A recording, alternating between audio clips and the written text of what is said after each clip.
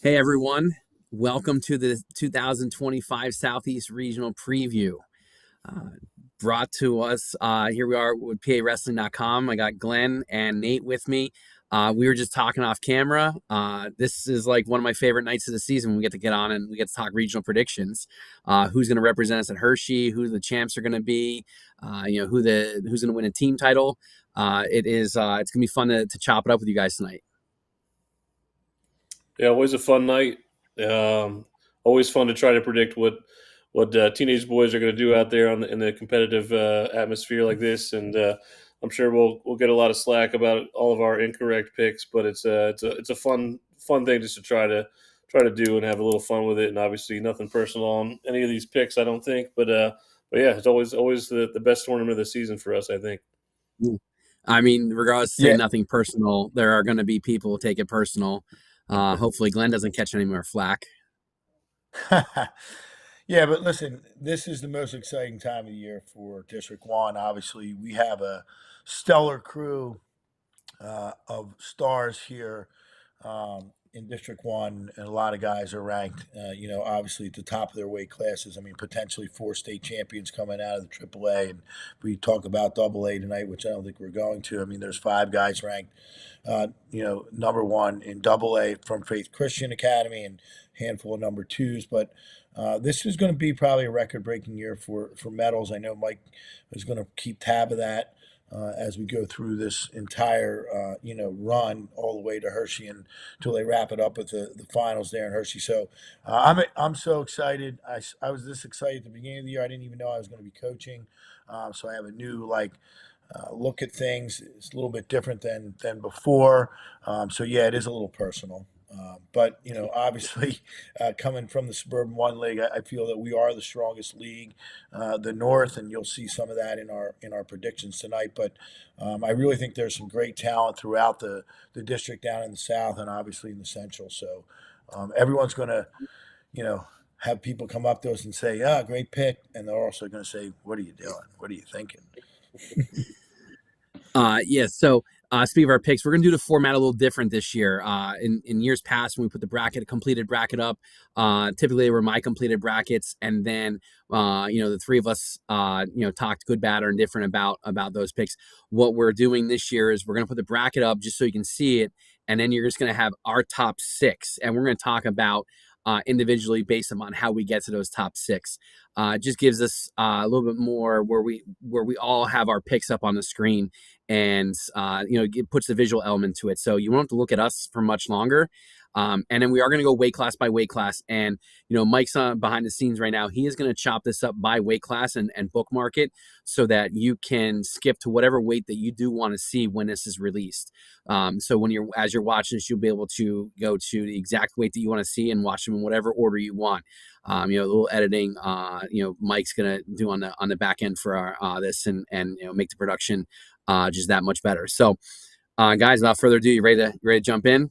You ready to go? Yeah, let's go, baby. All right, so we're gonna go in order. We're gonna start off 107, and I don't know if any of you guys want to go first. We take turns. Doesn't matter to me. I'll gladly lead us off here if you want. Yeah, we do the old snake draft here. Start with you and me, and then Nate, and then come back around. Nate, me, you, Joe. I like that. All right, sounds good. All right, so at 107 pounds, this was a weight class that definitely had some upsets. Schaefer Hoffman had that top spot locked down for most of the year, and suffered a loss last week at districts to Jacob Carr, who had like a tremendous tournament. Seeing him wrestle at district duels was definitely really impressed with what he's able to do, and he had a great tournament, district tournament this past weekend down in Oxford. As you can see there, I am going with Schaefer Hoffman to rebound. He was so steady all season and consistent. I think one blip on an otherwise pretty good freshman resume doesn't scare me away from picking him here. I'm going to go with Jacob Carr because this weight class is pretty wide open. You can see like the differences in our picks on the screen.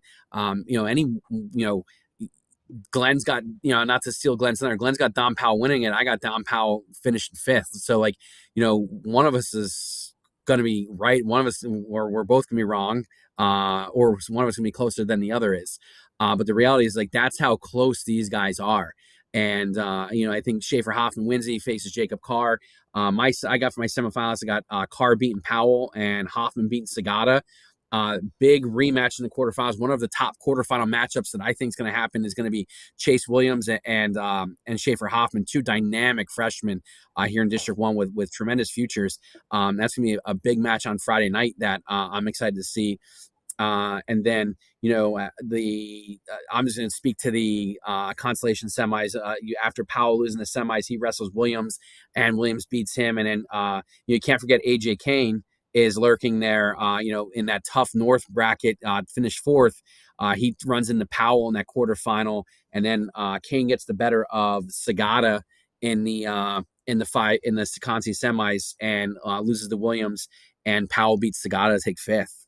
So that's how I see it going. I guess any of you guys want to who's next to jump in? Yeah, I'll jump in here because Nate and I, we were all texting, last couple of days, and we talked about 107 pounds. I mean, 107 pounds is where you're going to see a bracket buster. I mean, look what happened. Sagata, gets by Williams at the north section, and gets up against Powell. And Powell takes care of business with a fall in the first period. And you look at I put a lot of value in the PA power rankings because I think that there's a lot of work that goes in there. And, you see these rankings change here and there, but clearly Dominic Powell has the experience. He has a pretty good workout partner in Dominic Morrison here and there. So I think this kid is really ready to win a regional title and get up on the podium. Now, that doesn't, change my thought process, like you're saying, Joe, that there are a lot of kids in this weight class that can get it done, that can win a title. Hoffman, it was his weight class. And then you have Jacob Carr upsetting. I don't see Carr coming back and doing that. And you can see that in my, the way I see it falling out. I think that Chase Williams is really solid as well. I think he's been right there all year long. He has a win in overtime over Powell. AJ Kane obviously can beat anyone on any given day. He's not having the best run right now, but that could change this weekend. But Jacob Carr, I think, will get out. I think Sagata was the one that kind of was the bracket buster here in the north. But yeah, I think that Hoffman and Powell is going to be a great match. I think you guys have Carr in there, and I don't. So we'll see how that works, and maybe I'm really right here. I don't know. Yeah, I mean, Jacob Carr obviously just changed the complete landscape of this bracket this week. Just a great match he wrestled last week against Schaefer Hoffman.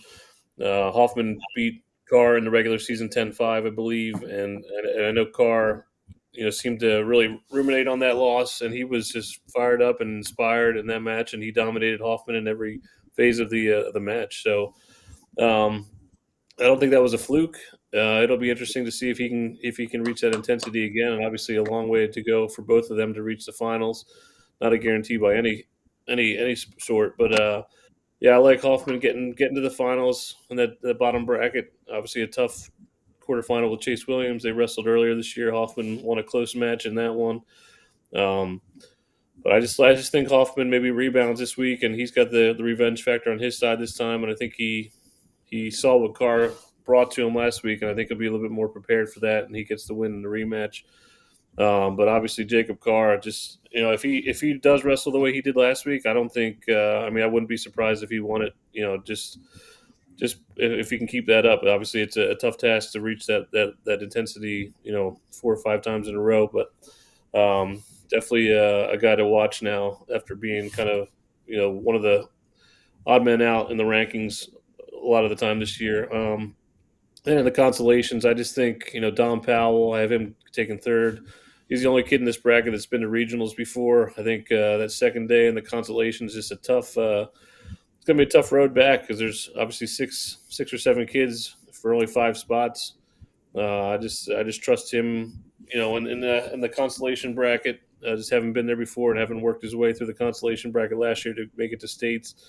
And I have him beating Sagata in the consolation final. Just those Council Rock South lightweights, they always seem to peak at the right time. You just can never count them out. So I'm just gonna go with Sagata there taking fourth, and then Kane and Williams in the fifth place match. I mean, those two both deserve to go to Hershey. It could go either way, but I ended up picking Kane on that one. But I mean, it's an exciting bracket just because these kids are going to be around for the next 3 years after this, and I think they're only going to get better. Hopefully, there's some rivalries that brew here, and the kids stay in the same weight class the next couple of years, because this could be fun to watch this group come up. Yeah, it's a shame someone's going to be left home for the trip to Hershey, like you said, Nate. I mean, these guys are all worthy, and this is going to be an exciting weight class to watch. I mean, obviously when we get up to Hershey, Braden Weinrich from Northampton probably is the man to beat. But all these guys that get to Hershey out of District One have a chance at actually medaling. And that's kind of the way I feel here, that we will send the 5 really good candidates that can medal. Just a real quick plug for a shameless plug on my behalf, but more about the wrestler Conestoga's Kyle Baker. Missed most of the season, was 1-1 going into the sectional tournament last week. He had his he was in the hospital actually for a month this season, and didn't wrestle hardly anything, and he wrestled all the way to third place in the central. So it's a really cool story. Just him even being there, it's remarkable that he's even wrestling at this point, let alone being the third seed out of the central. Pretty cool story. Maybe he sneaks through that pigtail and stays alive for a little while. So someone else to kind of keep an eye on. Obviously, his dad, Gary Baker, the coach at Conestoga there. Cool. Yeah. So, actually, we brought let's one of the things we did talk about. Let's like circle back. Each one of us, for those that don't know, each one of us was at a different sectional tournament this weekend, or sectional or different district tournament. Sorry, for those that don't want to call it sectionals anymore. And I think we would not be doing our wrestlers a service if we didn't talk about some of the highs that we saw that maybe didn't make noise across the region. I'm going to talk a little bit about some things I saw at the North that I was impressed with. And, I know Glenn and Nate want to talk a little bit about the South and the North. For those that didn't make it out to the central tournament, the news of the tournament was Clayton Waltenbaugh. Not finishing first. Not only did he finish first, but he did so in dramatic fashion, beating Max Tansini in the semifinals via fall. Max Tansini had has had a great season at this point, and it was just one of those matches. Waltenbaugh came out, had 2 takedowns. Tansini was starting to chip away, and just didn't work out in his favor, and put himself in a precarious situation, and Waltenbaugh made the most of it. And then he went on to have just a dominant win in the finals over Jaden Lee from Radnor, who's a returning state qualifier. So while Waltenbaugh, the record was there, and maybe still flew under the radar a little bit, had a tremendous tournament. I thought Jaden Lee had a great tournament. You look at across the board with at 121, you had you might want to Coleman. move I guess we moved to 114 now, huh, Joe? I guess we did. I was looking at my notes as I went along. A couple of the highlights for the champs. Sean Murray out of Upper Perk had a great tournament, was dominant in his championship run. The other thing that we don't always see. We try to get to the Central Leagues. I was really impressed with a lot of the Haverford wrestlers, how they conducted themselves. Most notably, Nathan Massano at 133 en route to win a title at the North. Then in the Central, it was kind of expected. Beck Bab was the favorite. Beck Bab went out and won it. Had a tight match in the finals, but was dominant otherwise. This is where Boyertown had a run with Stankina at him, 39, Stankina at 45, which really helped propel the Bears to win that title. Luke Knox was dominant for PV.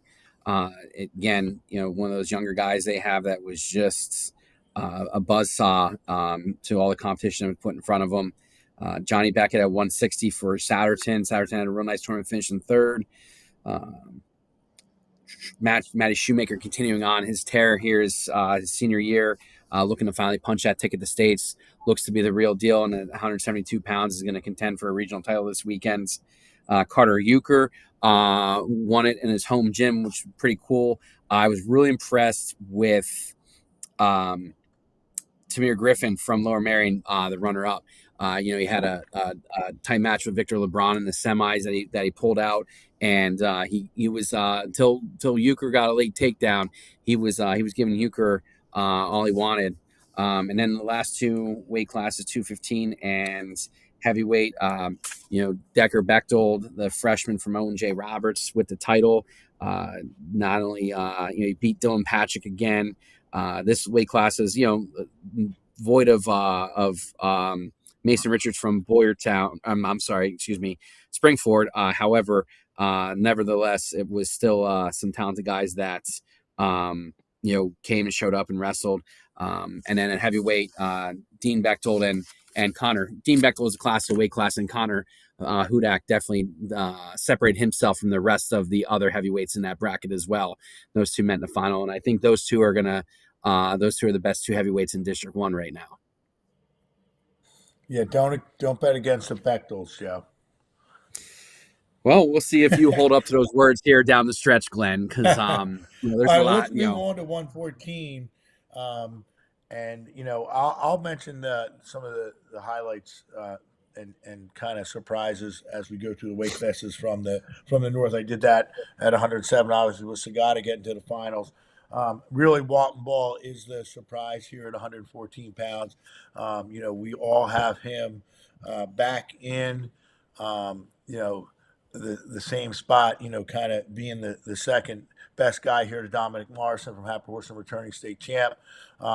However, Max Dancini, was not looking forward to a semifinal match with Dominic Morrison at regionals. He was looking for a finals match and then another finals match at states. So, looking at these PA power rankings, I kind of was a little disappointed and saw that, they moved, Tancini way down along with Walton Ball. So I was a little surprised at that. I still think that, Clayton Walton Ball is hot. But, if Tancini and Walton Ball wrestle again, it could be a different outcome.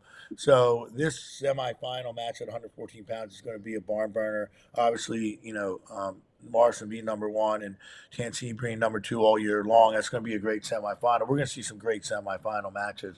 Jaden Lee and Walton Ball, I think that's going to be a good match. And I know that, Joe, you have some differences on, some earlier matches with Lee and Evans. I talked about that one. That's going to be a great quarterfinal match. Evans got his 100th win from Upper Dublin, this past weekend at District 1 North. So that was nice. We had 6 guys get 100 wins at that tournament from the Suburban 1 League in the North. So that's impressive. If we look down a little bit further, I do have Jaden Lee along with Nate, and you have Gus Smith. I have Smith at the 5-hole getting out, and I have Kevin McFadden there, which is different than you guys. I think Kevin McFadden is a great wrestler.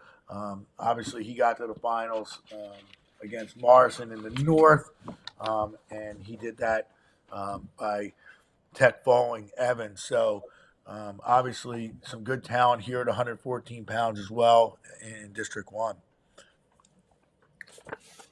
Yeah, I mean, so just Glenn, we'll start off with a little trivia for you. Dominic Morrison trying to be a 2-time regional champ.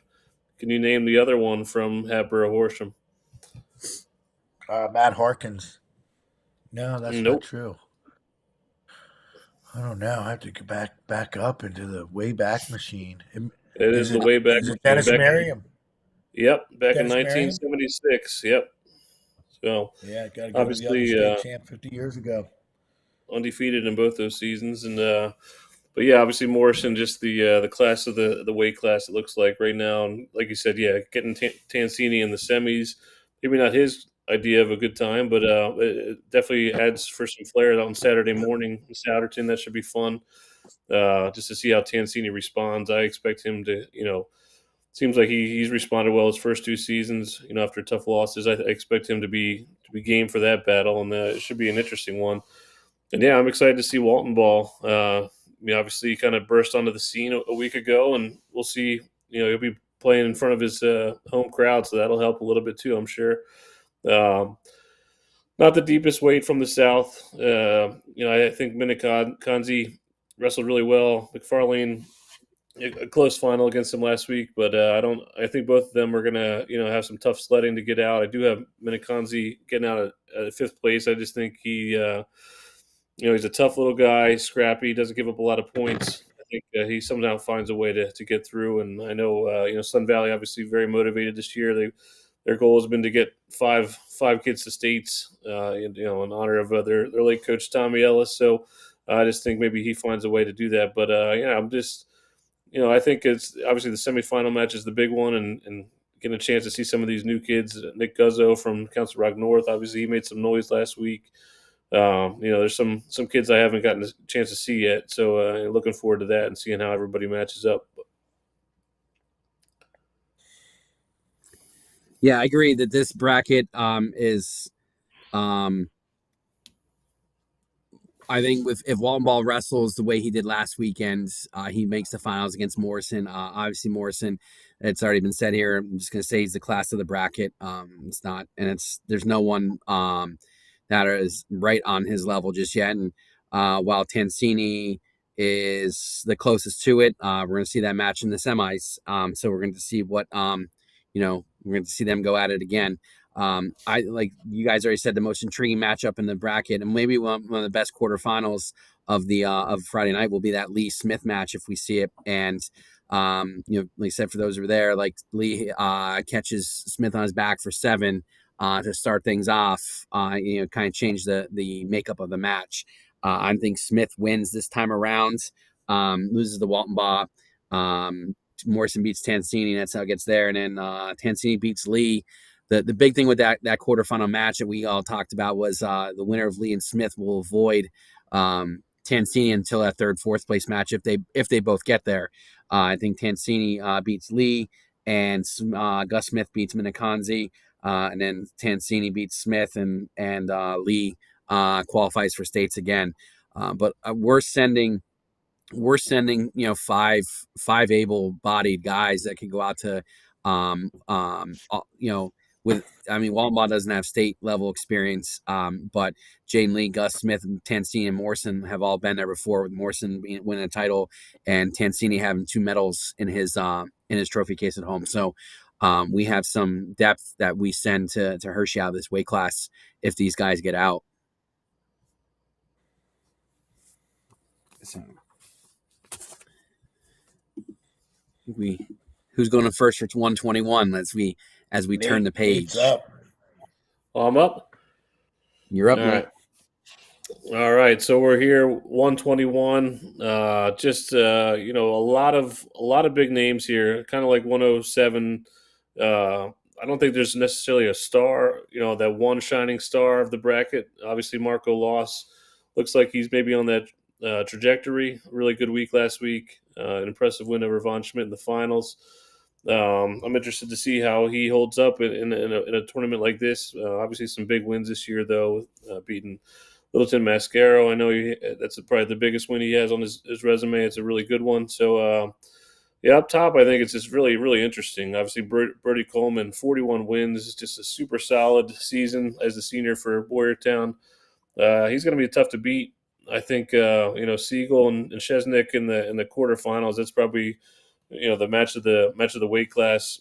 For Friday night, it's tough that they have to meet up again. They've wrestled twice this year already, and Siegel's gotten the edge both times. But I don't think there's been a takedown in either match yet.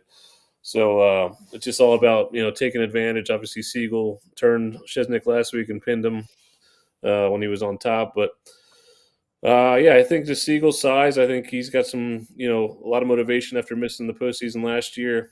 So I think he wins a tight one against Coleman to make the finals. And then I think, it just seems like Loss is on fire. So I'll give him the edge there. But it'll be interesting to see, the constellations is just going to be, very, very exciting, I think, in this weight class. Obviously, whoever loses those quarterfinals got a long way to go.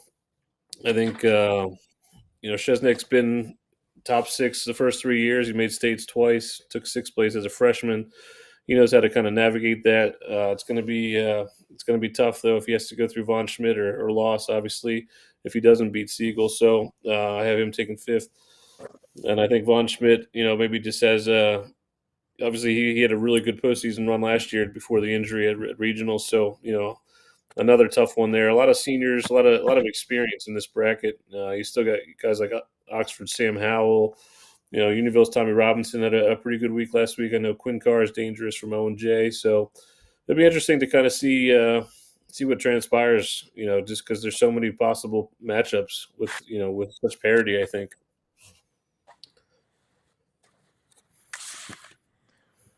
Go ahead, Joe. All right. As you can see, I have Brody Coleman bringing home the regional title for the Bears. This Boyertown team that won the district duels title, finished 4th at states. Is just unbelievably balanced, and Brody Coleman is kind of like the star of the team. And I don't mean to put undue pressure on the kid, but he's pretty much been one of their most consistent guys all year, as indicated with his 41-8 record on a pretty tough schedule that Boyertown wrestles year in and year out. I think he's the right balance of just stays in good position, makes smart moves, and takes the most of the opportunities that are afforded him. That he's going to come away with a regional title this weekend, but it's not without its pitfalls. Braden Siegel is wrestling extremely well, and whoever comes out from the bottom, which I believe will be Marco Loss, will definitely pose formidable challenges for him. This is another weight class like where we do as a region have a lot of depth. Like I look at the Concy quarters and you got Sam Howell and Tommy Robinson going head to head and all Chestmont, and then you have Sam Hunter and I have on Sheshniak from Coatesville. And then for the winners of that, they get in my bracket Siegel and Von Schmidt as your next your Concy semi matchup. So we're looking at like guys that in other years our state qualifiers are not even making that Concy semi to put them in the at least a chance to get in that 5-6 match to win one of the next two to get through. So it's it's definitely a good thing to have, but it's, when you're picking, it's sometimes tough because any one of those matches could go the other way. But, I have Von Schmidt being Howell for 5th place. And Von Schmidt has enjoyed a really solid senior season for the Pennsbury Falcons. So. Yeah, I mean, this is a weight class where we have a little bit of a difference, kind of down at the bottom, but I think we probably have at least 4 out of the 5 guys right here going. And like you said, there is some depth here. Marker Loss is on fire. I don't know if it's that practice room he's in at Council Rock North with his workout partners because they're all really, really good. But I think he is the man to beat here. He has an easier path than Coleman. I mean, Coleman obviously runs into Hunter in a good quarterfinal match. And I agree with you, Joe. Coleman is kind of the star of Boyertown, clearly with 41 wins with that schedule is impressive. But I do think it's Braden Siegel's year. I think that he's going to get by Coleman and get into this final against Loss. But I think Loss is just peaking at the right time. He's one of those guys that appears to be kind of really slick, kind of really good mat awareness as well as match awareness. And when you're peaking and performing well, that's a great combination for winning. So that's why I have Loss winning here. Obviously, Siegel taking second. I do have Coleman taking third. I have him taking third over Von Schmidt. I think Von Schmidt, again, like you said, a senior here at 121, a lot of experience. This is kind of his year to get to Hershey and do some things.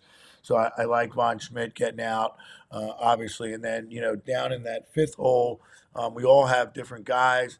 I think Sam Howell is able to kind of get through this consolation and get the states. Sam Hunter's going to be a tough out wherever he is, but I do have Hunter and Hal battling for that 5th spot with Hal winning, and I've gotten to see both them wrestle a little bit this year, so I'm giving a little bit of an edge to Hal, but I wouldn't be surprised if Hunter ends up being the guy that takes 5th too. So that's just my Suburban One opinion.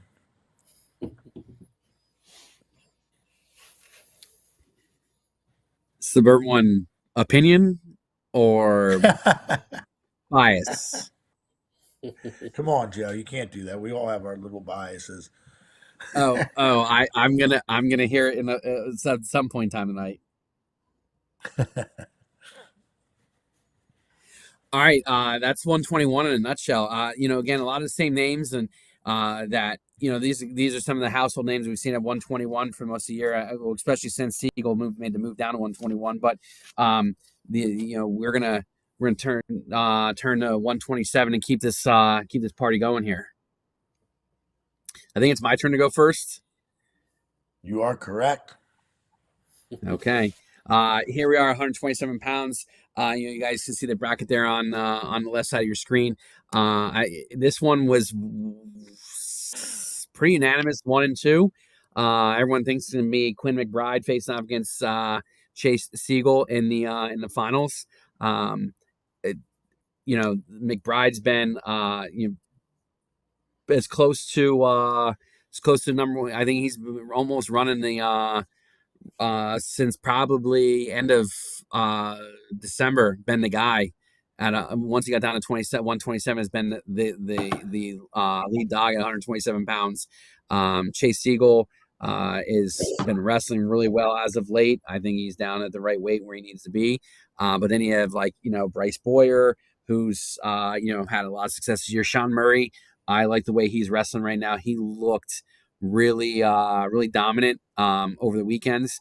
And then we're unanimous as our fifth place guy being Stephen Wachecki from Conestoga, who's put together a great season.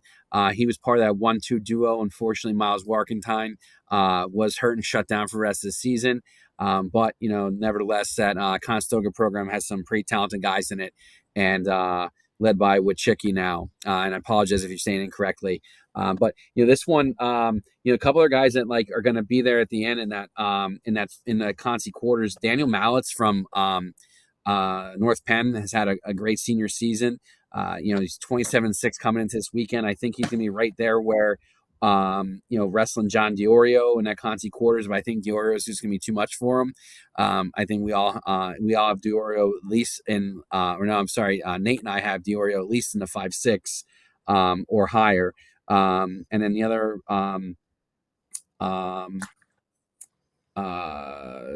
guy, the other guy to take a look at that I also wanted to highlight in this weight class is Cody Riccardi from Rock South.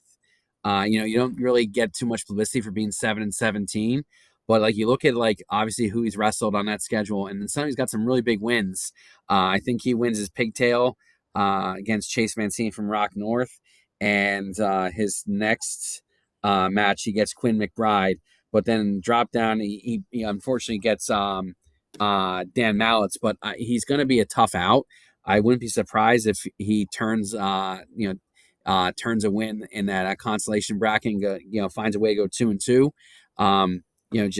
Was been impressed with his results and seeing him win some big matches and finish fourth over the weekends and in the North tournament. Yeah, I forgot to mention Sam Hunter got his 100th win this past weekend as well from Central Bucks East. So kudos to him. Looking here, obviously Quinn McBride, like you said, has been the class of this weight class since he got down.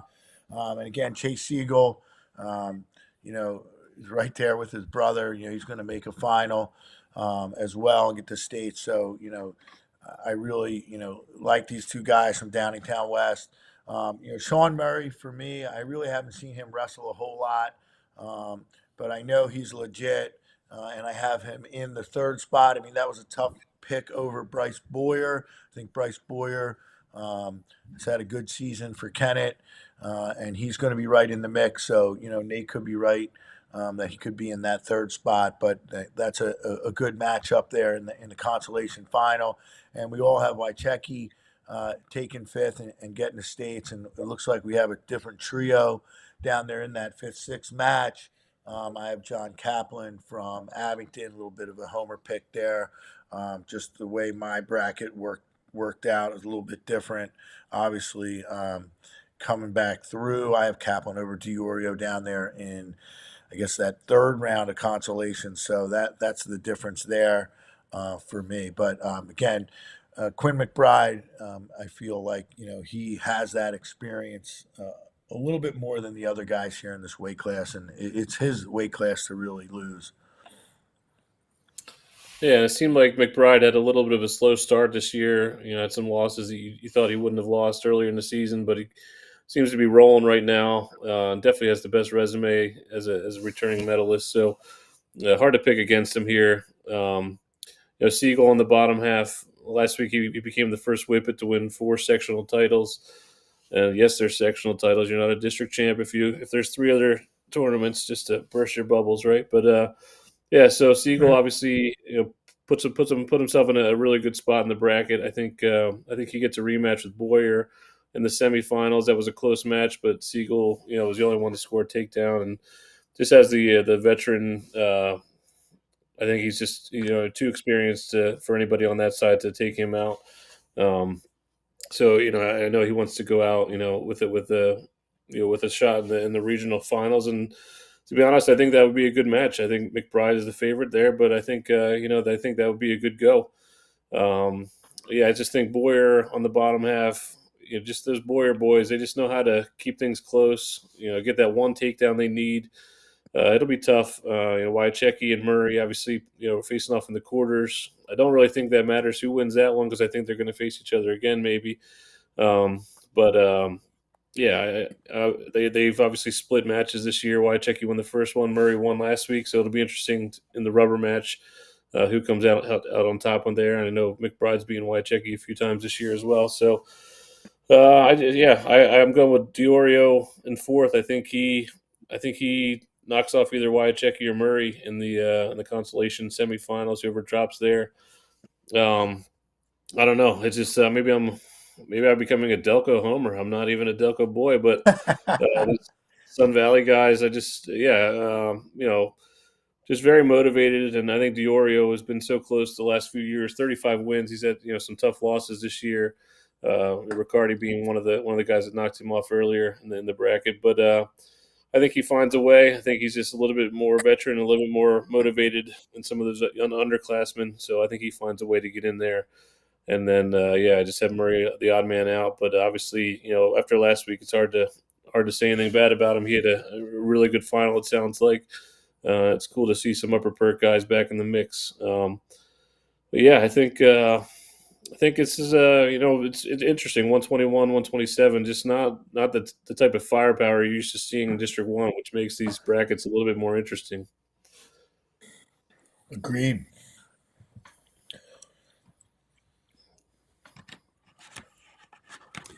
All right, looks like we're ready to get into 133. Turn the page. Glad you're. Yep. I guess that's me, right? Well, we're going to see Anthony Mutarelli in the PIAA tournament, and he is favored to win this weight class. He obviously looks pretty good. He didn't wrestle in the finals against Martinelli last weekend. I think Martinelli chose to not wrestle there. Not really sure what the reasons were, but I do believe that they will meet again here in the regional final. Obviously, with Martinelli's resume, third place finish at states already, in the bag. I just feel he has the experience. He is up, in weight here, which may be a little difficult for him, but he's certainly, able to eat up a little bit and feel a little more comfortable than he has in the past, cutting all that weight. So I do feel that Martinelli's the number 2 guy here. Pierce Kane has had a great season. I've been big on him. But there are some guys ahead of him. I know Nate has him here, but Brecken Strickland has some really, really good wins this year. He's looked great at times, and I have Strickland taking third over Daniel Dennis, the super frosh from Central Bucks West. We all have Dennis in the 4 hole, and then I have Kane getting out at 5 over Carter Soto, and I see that we all have Soto in that sixth place as well. Soto's had some big wins, earlier in the year, obviously over McBride, um, and some other decent wins. But I don't know if this is his time just yet. But we shall see. I mean, obviously, if Kane and Strickland are down there, as we have it, I think Kane and Strickland obviously are getting out. So this is a good one too. I really think Martinelli and Mutarelli are the two top guys, but Strickland's dangerous. If he can put it together for 6 minutes, he can beat anybody. So. But Mutarelli is definitely the guy here. I think everyone's looking forward to see what he can do. In the AAA, PIAA side, it's a little different than Preps, but he is on that Council Rock South team, and they will be ready and they will be peaking. Yeah, and one weight after I call myself a Delco homer, I have Brecken Strickland taking fifth. I feel like I just betrayed myself already. Sorry, Brecken. Hopefully you prove me wrong, but just a really deep weight from the north. Those top four kids. Pierce Kane taking fourth last week. It's just surprising. How deep that is. Obviously, Daniel Dennis. A freshman, a really tough freshman, showing out last week. The big win there. Mutarelli, yeah, the top seed, former national champ from Malvern Prep in the prep world. Always interesting to see how these prep kids translate into the PIAA. Obviously, just a much more grueling postseason, and Mutarelli's doing it for the first time. Obviously, being ineligible last year, didn't get a chance, so he's very motivated. Fighting off some injury stuff this year as well. But think back some of the former guys, Jimmy Stowell, Shane Hansen Ashworth, some of those guys that came from Malvern, from the preps that had a lot of success there and just not the same success in PIAAs. Obviously, Hansen Ashworth had a really good senior year. I'm not knocking that. I'm just saying it's a different ball game here. It'll be interesting to see how Mutarelli handles it, but I think he's the class here. I think Martinelli, had a tough loss against Strickland earlier in the year, but if he's right in the head, and if he's ready to go, his health is up there. I think Martinelli is just a seasoned wrestler. Obviously placed really high in the States a couple of years ago, so it's obviously there. It's just a matter of if everything is clicking the right way, and I think maybe it will be this week. Otherwise, maybe Strickland does beat him for a second time. But yeah, I think the road goes through the north in this one. It's just it's tough to find a path that to knock off one of those four guys. You're gonna have to be on your A game, and it's gonna be tricky. But obviously Soto, yeah, he had the big win earlier. I do want to say a word about Jacob Daddario from Garnet Valley. He made his postseason debut last year after being a backup for 2 years, and he made it to the sectional finals. He's one of 10 kids from Garnet Valley to qualify. There was probably the story from the South last week. Just a bunch of guys you don't really know, you never heard of, and all of a sudden they're in the finals and they're in the top four. And they had a great consolation round last week. Just getting 10 guys through, and 9 of them in the consolation brackets is just remarkable for a team that always seems to peak at the right time. And obviously, Garnet, is a mainstay in the postseason, but they're kind of back on their way up. And Daddario was the main guy last week, kind of getting that attention. So kudos to him, and we'll see how he kind of handles this his first regional tournament. Yeah, I just wanted to mention Martinelli picked up his 100th win also at the North last weekend. Obviously, he had some injuries, and was out significant time throughout his career, but he did get his 100th win. So congrats to him as well. And Nate had mentioned before that there's a lot of guys, in this tournament that have over 100 wins, and it's pretty impressive. So you all see we're all unanimous at with the champ Mutarelli. I think Strickland beats Martinelli again. Another win he had earlier, convincing in the earlier in the season. I think Martinelli comes back, takes third. Again, super freshman Dan Dennis taking fourth. And Pierce Kane, not by no means is the odd man out. Is just ends up being fifth place based upon where his draw in his bracket, where he sees Mutarelli in the quarterfinals, just drops him down, and he's got to make his way back through. And then Soto taking sixth. We're all unanimous there. It's just as an O&J guy, just not his year yet. He's probably a year away. We look at a lot of freshmen that are going to be knocking on the door this weekend, and he's in a tough weight class, and it's not impossible, but he's gonna have to beat someone along the way that he's not supposed to, on paper, and so he's gonna be in the mix. He's gonna be in the mix on that. On Saturday night, he's gonna be wrestling with an opportunity to go to states. In my opinion, but I just think he's going to be, just on the short end of it this year. And the just some of those Concy quarter matches. I have Plant from I'm not Happer. I'm sorry, Plymouth White Marsh, Jacob Plant and Soto rematch from last week's semifinal. That Soto 186, and then Nate Misano from Haverford, a match away, losing to Pierce Kane in that Concy quarter in that blood round to get into the Concy semis. Again, a weight class where we have a lot of guys that can go. Mutarelli being at one level, and like I said, I think Strickland's next best, and Martinelli after that. And I think they're all got opportunities to. Those three definitely have opportunities to find their way, to Saturday for at Hershey next week too. Yeah, you mentioned that Jacob Plant and Benny Stahl match from Happer Horsham. Plant's got the best of them twice already this year.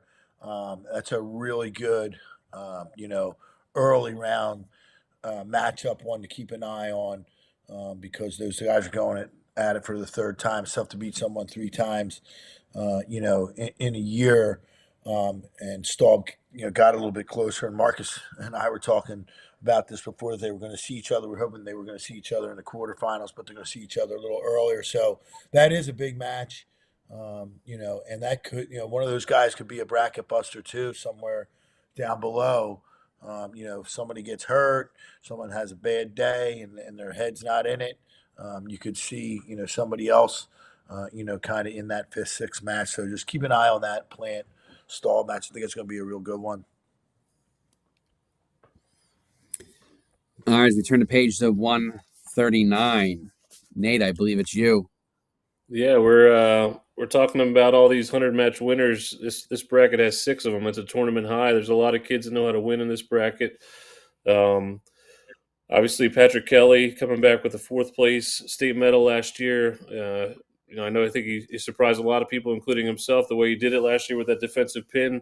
Just a great run. I think him and Boyer get their rematch in the regional final. I know it was a little bit controversial last year at the end there, maybe, but obviously Kelly, getting the win last year. Boyer's been to the regional finals both his first 2 years. I think he finally just gets it done this year, and now duels Kelly in a close one in the regional final. But obviously, Boyer kind of catches somewhat of a break being on the top half with Kelly and Wollershin on the bottom half. That's no easy path for Kelly to even make the finals down there, having to go against Wollershin in the semis probably. Obviously up top, Richmond and Babb have wrestled this year. Richmond beat him, I believe, and then Richmond was a point away from Boyer last week. So that was obviously, very well contested final in the South. Richmond, very motivated senior, obviously a really good freestyle wrestler. So he's a guy to keep an eye on just in terms of entertainment factor. He's happy to launch you if you're willing. So I have Boyer over Kelly, maybe a little bit of an upset, and then Wollershin wrestling all the way back for 3rd. I think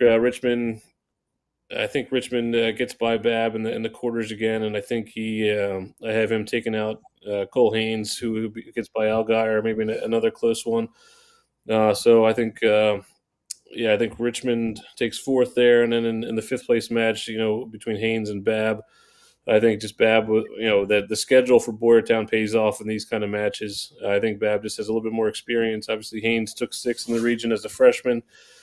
Clawing his way back after a couple tough years. I think he should be in the mix, but Babb is going to be a tough out down there. Just the experience and the amount of tough matches that kid has wrestled over the years. I just don't think you want to see Boyertown in a winner takes all match just because of how much they've been through and how tough they are.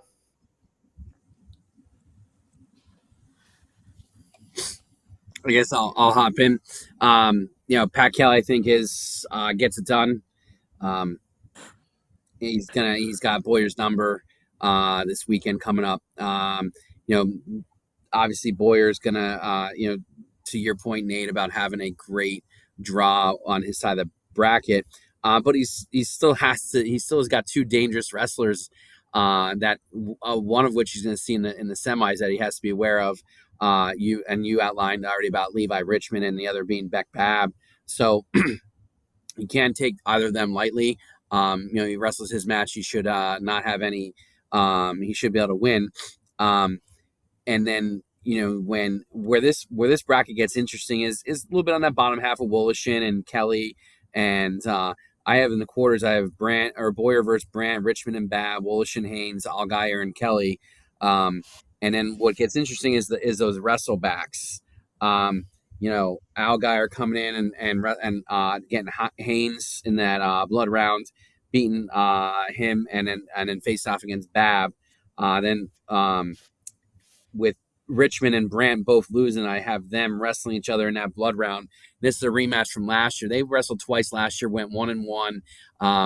Richmond getting the best of him at regionals. I believe it was like 6-5 or 6-4, some that effect. And I think Brandt gets revenge here. But then for his efforts gets Pat Woolishin and loses. And Brandt and Allgaier wrestle for 5th place. And this is probably my homer pick of the tournament, picking Alex Brandt to make it out as the 5th place guy. But with that being said, you can take any one of those 4 guys in that Conci quarter round there, Allgaier, Haynes, Richmond, or Brandt, and any one of them can be in that match. Any one of them could be that 5th place guy. If we're just being honest with one another, I'm going with the known commodity and Alex Brandt. Yeah, so this weight class I feel is Patrick Kelly's.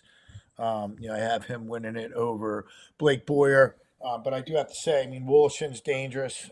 That's a big matchup. Again, Woolishin and Kelly going out. Kelly kind of, dominated a little bit, in the match over Wilson, frustrating Woolishin. But Woolishin will work on finding a way to beat him. So, that the order here could change for me. I think there's a lot of guys here that can be in that 4-5 spot. Allgaier's already beaten Beck Babb. I know it was earlier in the season, but Allgaier's been right there with Richmond. He was actually winning, got caught, and got pinned at the end of the season here. And again, went with Boyer at the Cold Cracker. And Allgaier's a senior. He's a 4-time regional qualifier. I think this is his time to get to Hershey. So I think he's the guy in the 5 spot, and that's not really a homer pick. I just feel that way. I don't think that, this bracket's going to play out any the way that we're looking at. I think there's going to be somebody that is a bracket buster, maybe 2 guys down in the consolations that change the outcomes of the 4-5 and the 3-4 and the 5-6 match. But this is a good weight class. These are all really, really good wrestlers. You're going to see a lot of action, a lot of flurries, a lot of takedowns, and then guys trying to keep guys down and turning them. Kelly's just the kind of he's like a Gumby guy. He's long and strong, very tactical, and can be real mechanical and quick all at the same time. So that's why I got Kelly winning here. Well, just kind of a quirky little thing. Cole Haynes and Scheibel in the first round. They've wrestled 5 times this year already, 6 times for their career. But Haynes has beaten Scheibel all 5 times this season. I'm sure Scheibel, looking for that lucky number 6 right here. But like you said, I think the top 3 are pretty evident, and I think from 4 to 6 or 7, it's anybody's match down there. It should be a lot of fun in the consolation bracket. I don't think anybody would be surprised if any of those guys that we mentioned, make it out. Agree. All right, let's move on to 145. Just knocking them down. This one, another one that we're unanimous on the finalists, and I think there's 2 guys that really separated themselves from the rest of the pack here. And really, when you look at those two guys, like there's levels to it. There's Aaron Cement, and then there's Kane Langle behind him. Sement is 3-time third placer at states. Really has the sight sets on winning a title this year, and then just been on a mission all year. He's 46-2, wrestling one of arguably like maybe the toughest schedule in District 1, with all the action they saw this year, and only has 2 losses to show for it. And just been absolutely dominant within the region this season. I think Kane Langle finished second. I got Sement beating Ramos and Langle beating Stankina in the semis.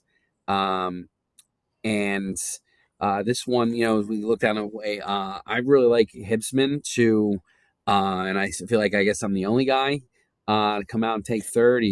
I feel like he has, he's got a tough quarterfinal matchup because he's going to see Sement. But after that, like he'll see, and on my bracket, he's going to see Ryan Hayes from Methacton. That there's a matchup of a scheduled casualty. Like it has been seen way more competition than Hayes has this year, regardless of what the records say. And then Nate O'Donnell from Upper Darby, and then I think he beats Stankina from Boyertown in that Concy semi, and gets Ramos in the finals. And again, Hibsman has some pretty good partners in the room that he gets to roll with on a regular basis, and a schedule to follow it up. I have Scheibel Jared Scheibel making the 5-6, and as much as I really admire that kid, I want to just say one thing I noticed at District Tools with him that I talked to his coach Tony Fabry about. There was an instance where at the end of the match against Council Rock North, one of their wrestlers was upset after getting pinned by Aaron Sement, and he had a little bit of a emotional outburst, and Scheibel went and talked to him and kind of set him straight, and it was kind of neat to see. As a coach, you said it, you develop a culture to where you police yourselves, and leaders lead, and kid's a leader. Every time I see him, he wrestles hard, seem to do the right thing. And as much as I'd like to pick him to win on that 5-6 match and go to Hershey, I think Stankina is going to be a little bit too much for him in that match. Yeah, I mean, obviously, Sement is the guy to beat here. He's looking to win a state title. I mean, 3/3. Probably the second best guy, at least 2 times. Taking third. So he has something to prove. I believe he wins the regional title here over Kane Langle. I think all 3 of us are in agreement here with that final. Now, outside of that, I mean, for me, this weight class is wide open down below. I got Stankina just because he's got an easier route. That I see. Obviously getting through his first one, and then I have him getting Baldessari and winning that, and then getting Langle in the semis, and he drops back down, and he has kind of a pretty easy path. If you will. I mean, I don't think there's any easy path here at regionals down in the wrestlebacks because it's a long weekend. But I think he's the third best guy here, just based on his schedule. Watching him wrestle that Boyertown, kind of pride thing, and he's one of those guys that's been gritty all year long, coming up with big wins and hanging in matches when he is a little, kind of, not as good as the guy he's wrestling. He's right there. He just steps right in and puts his toe on the line, and he's ready to go. So that's why I have him third. Joe and I both have Ramos from Soderton here. He's hot. I think some of these Soderton kids are really hot, peaking at the right time. So I have Ramos getting there in the 4th spot. And then, the 5-6 for me is wide open. I really haven't seen Nathan O'Donnell wrestle. And I just know that Ryan Haynes has been lurking for a couple of years here. So I kind of just, kind of maybe sentimental there, looking at Hayes winning over O'Donnell. But anything can happen down below here. After that 3rd round of consolations with the guys dropping down. So it's going to be interesting to see who gets out here, down below. So this is going to be one of those weight classes where you might see something unexpected down below. And again, keep an eye, on Saturday, what's happening in the wrestlebacks at this weight class. Yeah, Cement, obviously the favorite. He's got a chance to be the first four-time regional champ in Council Rock North history. Obviously, a big deal there. There's only been three four-time regional champs in District 1 history, and we got a chance to have two of them in this tournament. So, just a pretty remarkable opportunity for him, and I think he's definitely a heavy favorite here. Langle, I think he's just a level two below. I think he gets to the finals in the lower half. I think he had a tougher regional tournament than he wanted to last year. Just kind of maybe putting too much pressure on him. I think if he has the right mindset, I think not cruises. I think he makes it to the finals, and he should be able to get there. I think Stankina makes it to the semis. If he does make it to the semis, he'll have 99 wins, but I think he'll have to wait till the consolations to get that big 100 for him. But I like the way he's been wrestling. Obviously, just a dominant performance in the finals last week, and yeah, I have another Delco boy, Nathan O'Donnell. It's been a couple of years since Upper Darby sent somebody to states, but I think he has the capacity to do that. 31 wins, 4 losses. Gonna have to beat somebody down on the lower half. I have him beating Metzler in the Conci semis, and then I have Metzler and Hibsman going for that final spot. And as a Penridge alum, I can't vote for Quakertown, so I'll go with Metzler on that one. And yeah, well, that's how I see it going.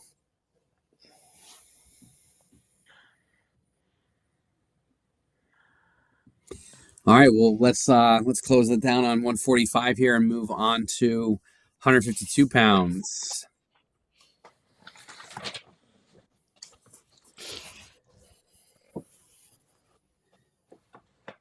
Is it me? Is it Glenn or who? I don't remember. Who you want me to go? Yeah, go for it, Nate. Who is it, Mike? Mike's got to tell us. I'm wondering if Mike's watching me pick my nose because I don't think I'm on camera, but he's probably seeing me pick my nose. Anyway, all right, here we go on 152. Just I think might be one of the most fun brackets of the tournament. Gavin Carroll obviously established himself last year. State medalist, just a really solid athlete, football player. I know he's a good student there at Quakertown. Gets a lot of good things said about him. I think he's the guy to beat. But I mean, there's going to be some really fun quarterfinals, some really fun semifinals, hopefully a fun final. But, you look up top, Delaney and O'Brien. They went at it last year. I believe Delaney got the best of O'Brien last year, but O'Brien's one of those guys that he's got some really good wins. He beat Boyer a year ago. He was right on the fringe of beating Kelly last year, and until that went wrong. I know he was beating Carroll earlier this year up in Bethlehem until Carroll pinned him. So Johnny O'Brien is the wild card of the tournament, I think, or of this bracket at least. 2 losses, and obviously just the capability to pull off an upset and kind of throw the bracket all out of whack. I'm looking on the bottom half. Chris Dennis up at 160 for most of the season. Came dropped down after being I think he's a 2-time sixth place state medalist.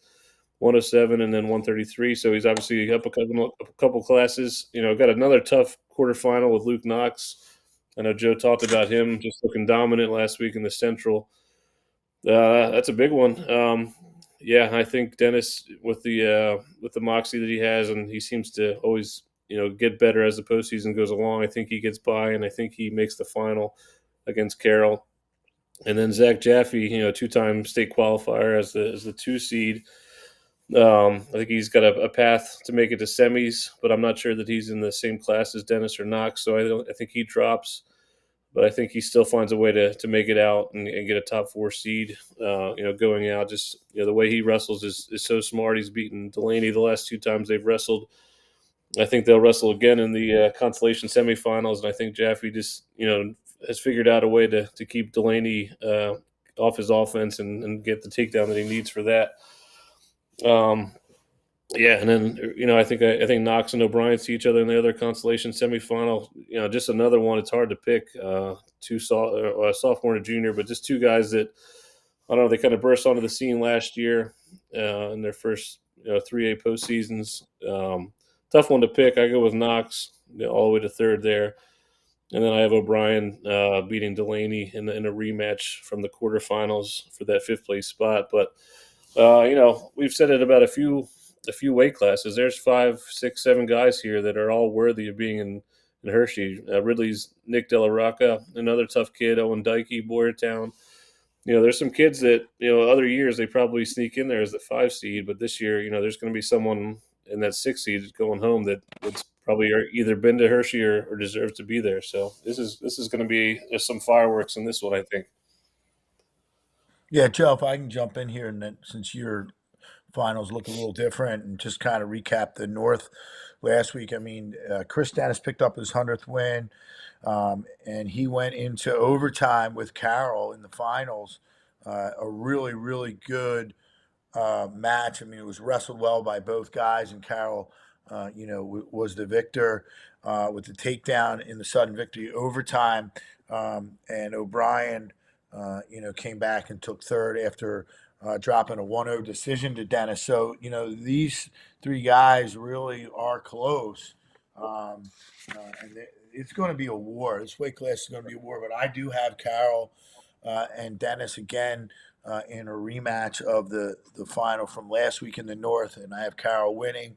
And then in third place, I have Jaffe. I just feel like Jaffe, is able to kind of crank it up, crank the volume each week. He's been to states before. So I feel like he's the guy in the 3 spot. But there are some dangerous folks down here with Hunter Delaney. If he's wrestling well, he can beat anybody. Again, O'Brien, Luke Knox. I really just don't know where to put Knox other than that he's going to states. I got him in the 5 spot. And I have Johnny O'Brien out just because of the way my bracket is. And again, this is where we're going to see down below where our brackets are different. But I do have O'Brien and Delaney down there in the consolation semis, and then Knox and O'Brien in that 5th place match. So I give the edge to Knox. You guys have him a little bit higher than me, I think, Knox. So it will be interesting to see what happens, with this weight class down below. But there'll be bracket busters here again. Like we just don't know. I mean, it's one. So we can see a defensive pin here, and it changes the bracket. So don't be surprised. I'm predicting it right now. This is where some of our brackets go a little. While they're the same, they're a little different. I think Gavin Carroll is the best wrestler in the bracket, based upon the way he's been wrestling all season. And then based upon what I've seen with my own eyes, I think Luke Knox is poised to make a run to the finals here. Obviously, huge. When we talk about Friday night, we talk about the big matches that set the tone in these brackets. There's another one, Dennis and Knox in that quarterfinal.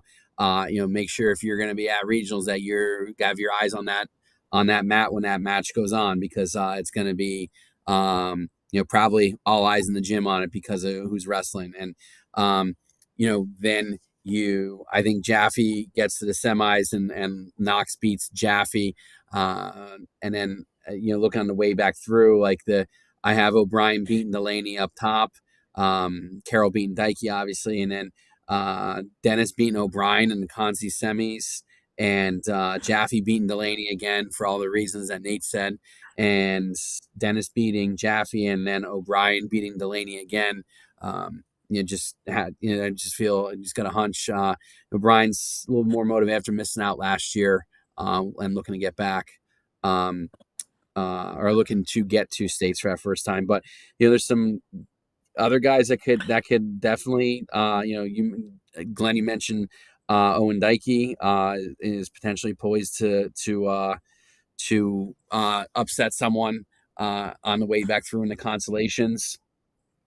And but it's kind of like a 6-guy race in this bracket, with Dykey on the outside looking in as a 7th guy. But definitely again a lot of I think we can pull multiple medals out of this weight class at Hershey. It was Nate that said that about. My apologies.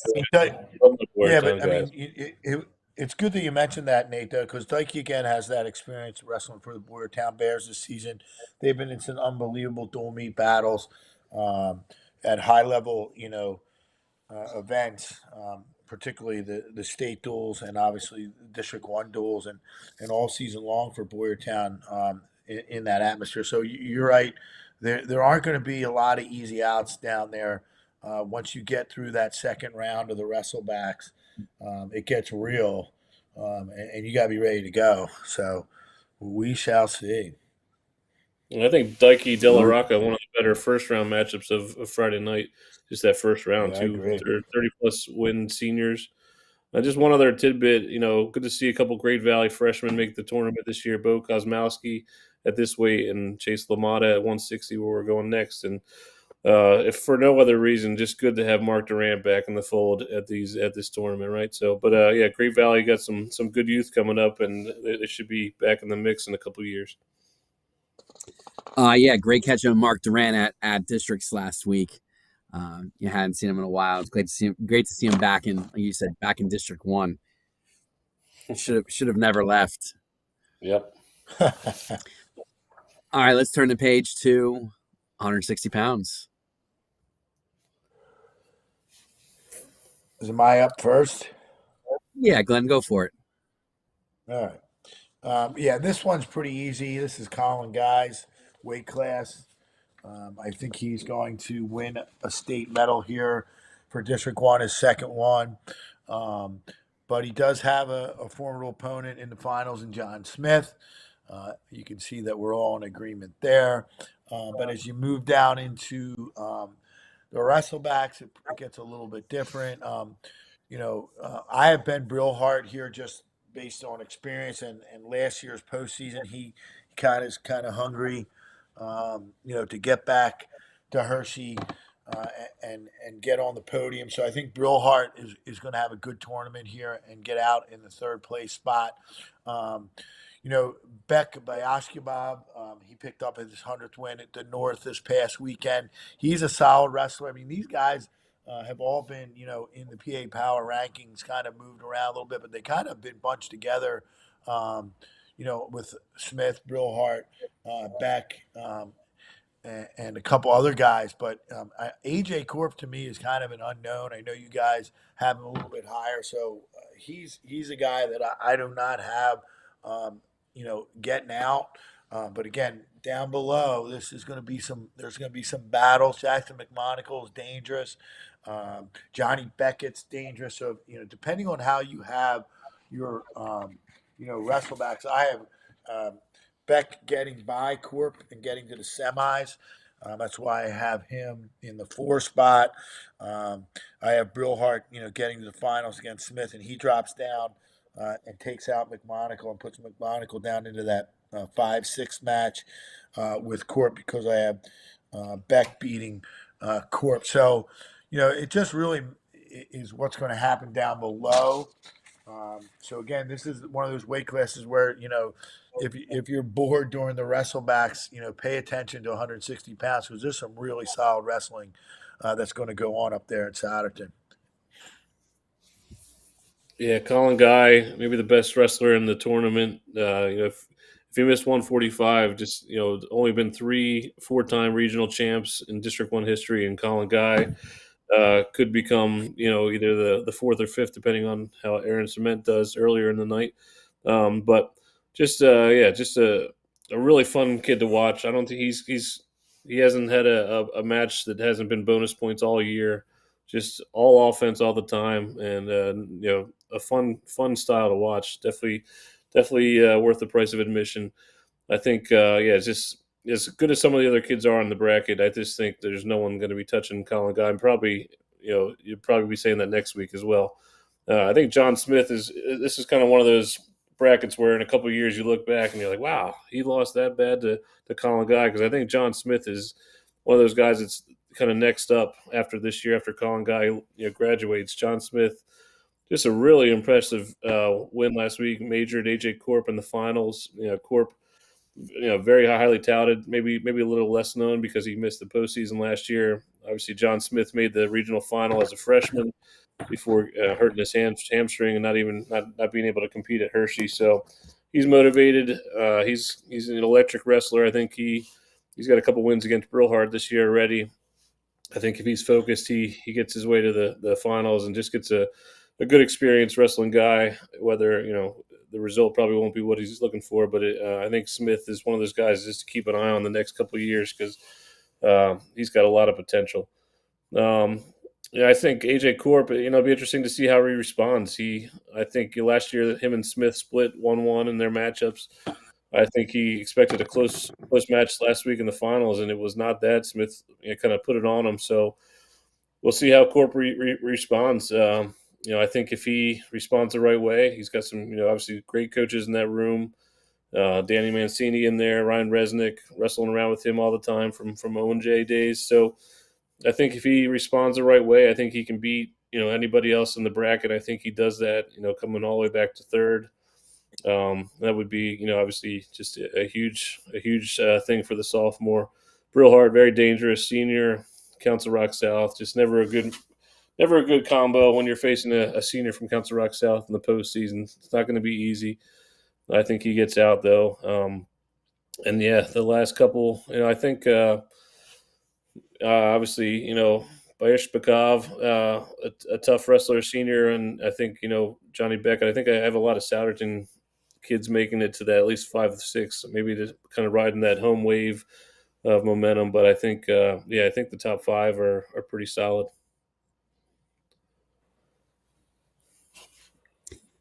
Yeah, there's not a whole lot I'm going to say that hasn't already been said about this weight class Colin guy.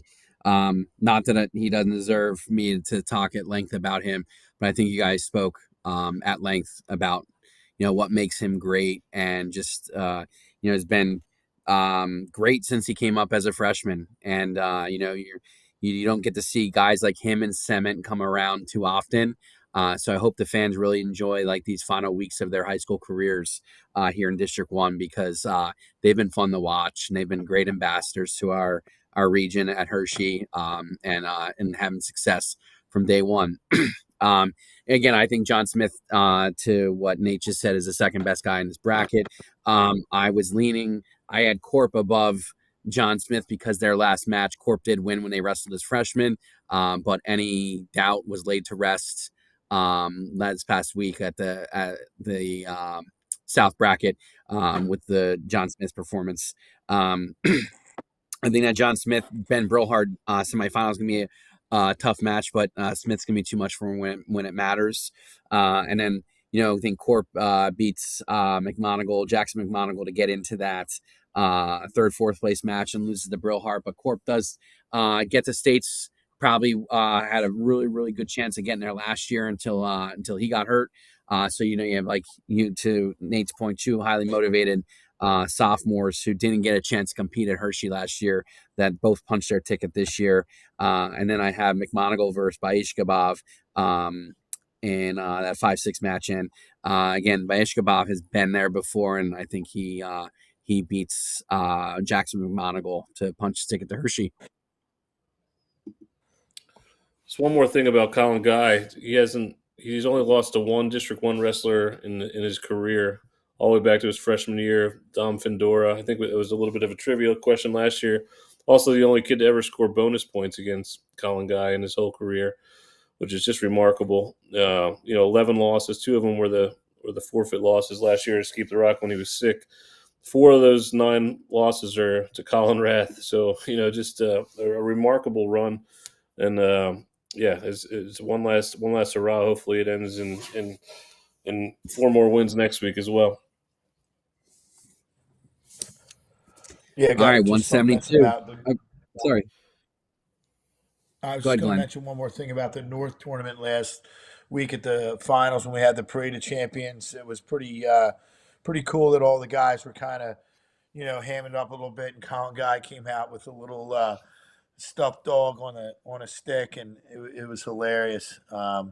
Got a chuckle out of everybody, but just kind of he's just one of those guys, like you said, Joe, just an ambassador for the sport for District 1, and obviously the whole group from the north just seemed to be kind of all together. I think in a sense, like all these guys in District One, when it's all said and done, and all five guys from each weight class are set. I mean, they go there together, as District One, and I think that's pretty cool. And I think we'll see some of that, Matt side and off the to the side with how these kids interact with one another. They go to workouts together, and definitely a pride thing here in District 1 and the Southeastern region. So it's really good to see that, and I think we're going to see more of that as we move on our way to Hershey.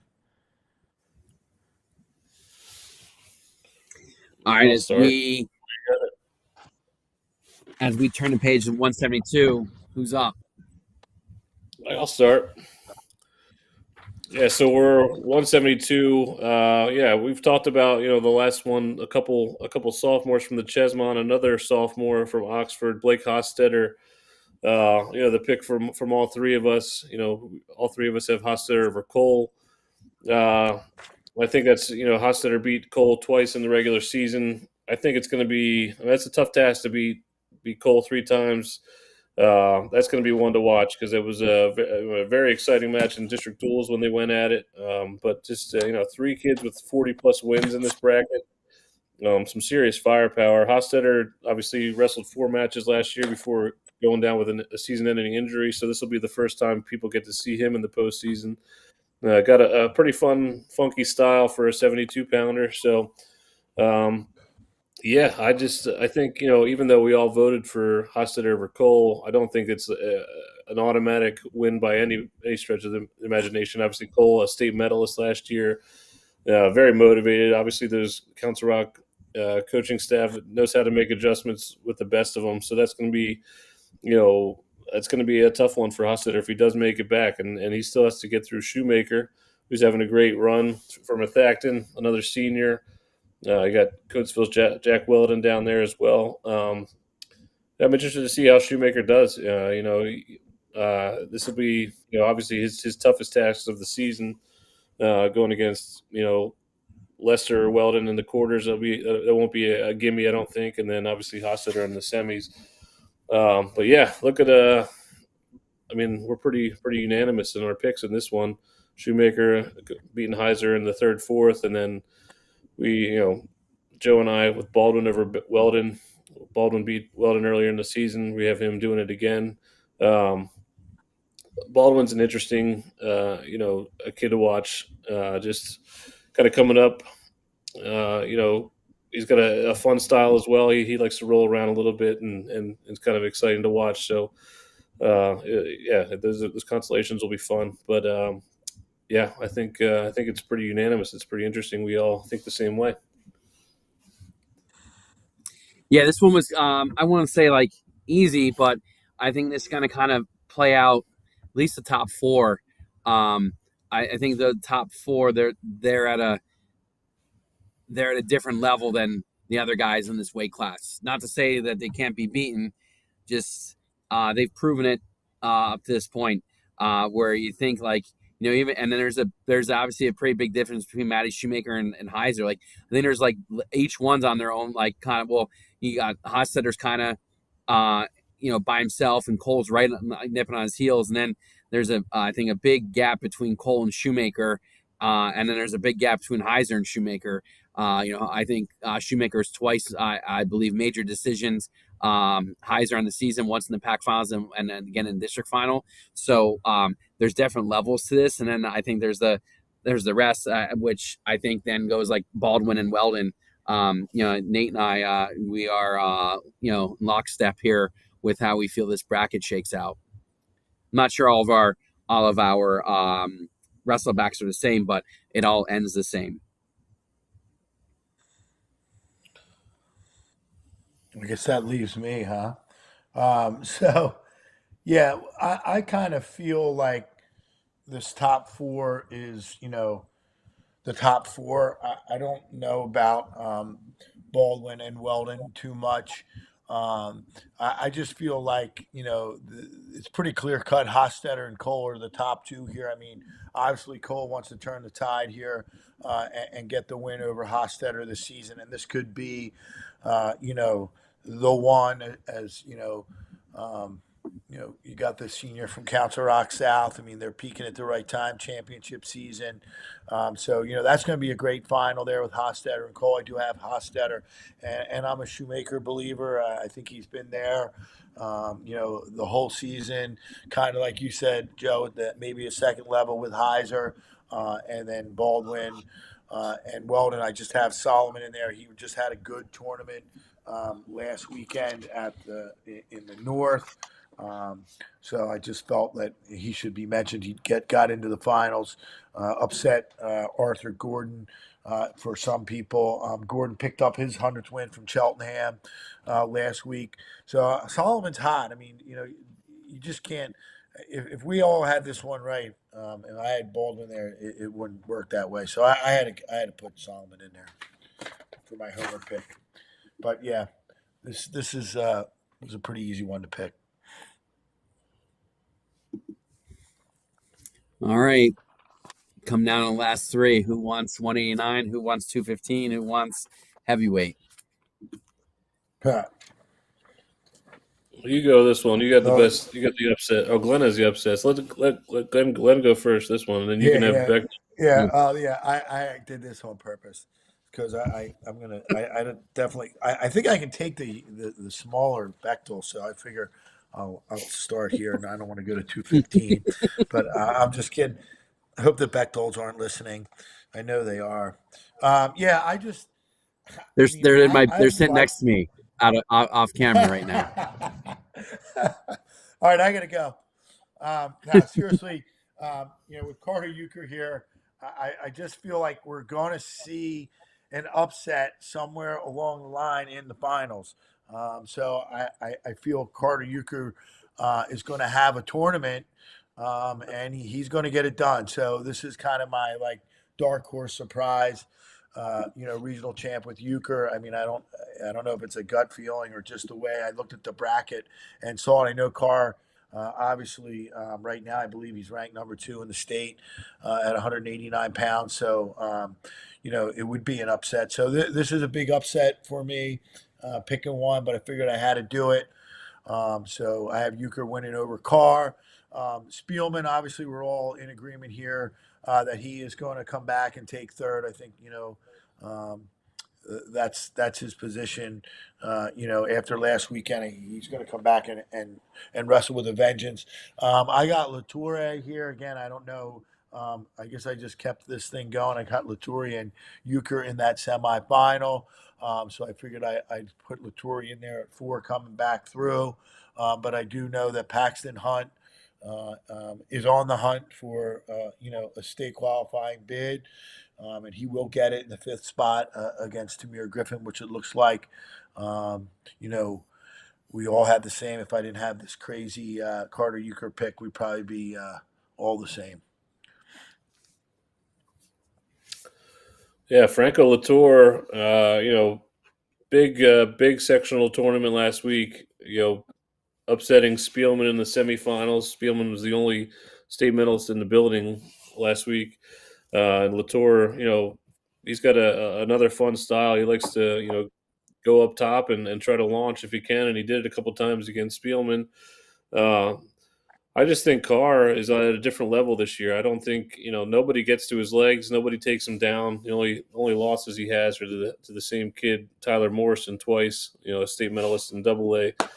So I just don't think Carr. I don't think anybody can take him down, and that's obviously trouble in wrestling. So I think he finds a way to win his first regional title, and I think Spielman fights back and takes third, and I have a hairball, so somebody else talk. I'll jump in. I'm going to need security, from the Delco guys, Nate, and probably going to need security from the little Bechtel, Joe. So we need to start thinking about some security out there at Soderton. I'm going to talk to my guys. One of my former wrestlers from Upper Dublin is a security guy up there at Soderton now, so I have to talk to him so I can get escorted in and out of the building.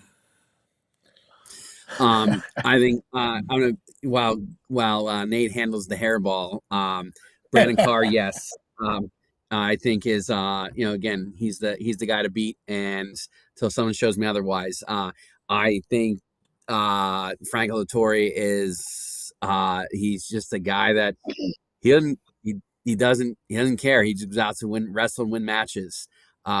He wrestles like he's not supposed to lose, and that style has helped him get where he's at. With beating Spielman last week was just was not that big of a surprise. Not that takes nothing away from Michael Spielman. I think Michael Spielman finishes third, as you see on the screen there. I think he beats Carter Euchre. But like that's a match that could go either way. I like Carter Euchre's ability to go. He scores points in tight spots. He scores points when it doesn't look like there's much there, and he finds a way to make it happen. So he's always going to be in these matches, and he finds ways to slow other guys down and keep them away from their offense. I think Paxton Hunt punches his ticket. And I spoke earlier about Tamir Griffin, how well he wrestled over the weekend. I just think Paxton Hunt's a little bit too well-rounded and sound of a wrestler for Tamir Griffin to beat. I think he's going to have too many tricks in his bag to overcome. So, Nate, you back able to speak now? I think I'm all clear. But yeah, just going off Paxton Hunt, I almost feel bad picking him for fifth. Just a really tough kid, running back, does do it all, kind of football player for Garnet Valley, and obviously a really good program there. Made it to Hershey last year as an alternate when John Smith was hurt, so he has the experience. But last week, just really impressed me. He wrestled Carr in the semifinals. Carr, probably expected by everybody in the gym to win that match. Close match, but Carr beat Hunt, for the second or third time this year, and Hunt, shook his hand and just looked so dejected, like he 100% believed he was going to win that match. So just kind of cool to see the competitiveness he has. Obviously couldn't get there, but he wrestled back and then he beat Spielman for third. So I think we're all just taking for granted that Spielman wrestles back and figures out whatever was wrong last week. But I mean, Hunt beat him last week, so there's no guarantee that Spielman, even makes the semifinals against Carr. And I think Hunt, obviously we can't shortchange him. Just a really competitive kid, and I think he's got a lot of belief that he can beat Spielman for the second week in a row. So that'll be another interesting quarterfinal Friday night. Yeah, I think it's we put a finishing touch on these last two weight classes here as we move in 215 pounds. It's all the same, you guys. I'll take this one. It's on the screen there. It's not hiding it. Nate obviously feels the same way. I'm going Decker Bechtold, freshman, to win the regional title at 215 pounds. He has two losses on the year. He lost to Franco Latore 4-1, and lost to Mason Richards, to which he later avenged. Again, all things considered, Mason Richards, if he was healthy, wished he was here, wish he was rested. Never want to see a kid miss because of an injury. And we talked about some of the guys earlier, John Smith, AJ Corp, not being able to get to the finish their postseasons or finish their seasons for that matter due to injuries, and the guys this year. But hope Mason Richards doing well, and look forward to seeing him wrestle in the future. But Decker Bechtold has because he's a freshman and because he battled some injuries early on, missed the better part of 6 weeks this season, only has 16 matches on the year, is the 9 seed. Even though he was a district champ, he draws Brady Kelly in the quarterfinals, which is another one of the most will be one of the most watched quarterfinals in that round. And I think he beats him.